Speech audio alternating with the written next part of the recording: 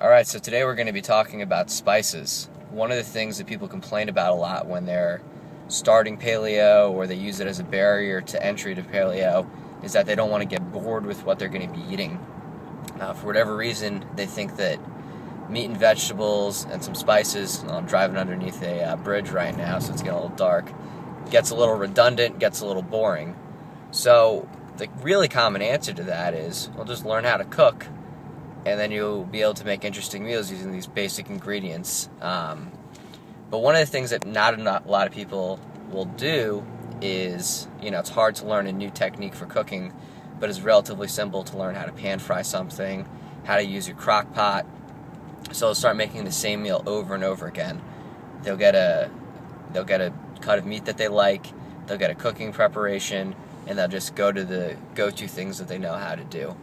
Well, you will get bored with that because that's a very limited menu option. But if you mix up how you're spicing it, how you're flavoring it, not the vegetables, not the meat, those same combinations that you know how to cook and you can prepare the way you like them, but each time you add something a little different, maybe something you've never even had before, you're going to wind up getting a different result, a different meal, and that's going to add variety. So say once a week you put a giant chunk, a 1 pound block of ground beef into a pan and you cook it with Brussels sprouts. And that's a meal that you know how to make. You can make it easy, you make it quick, and you make it tasty enough. Well, if you change what the major seasoning is each time you cook it, you're always going to get a different flavor profile. Garlic's going to taste different than thyme is going to taste. And I'm not saying that you might hate one of them. You probably will. You're probably not going to like something. I know every meal I've ever cooked with curry powder I've thrown away. But that's me. Maybe I'm a weirdo.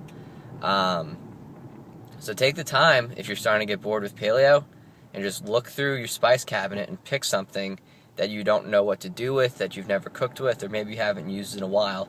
Whatever the most full spice in the spice rack is, throw that into a meal that you make on a weekly basis. See if it changes it up, see if it adds a little bit of variety. Because like they say, variety is the spice of life. Yeah, that happened.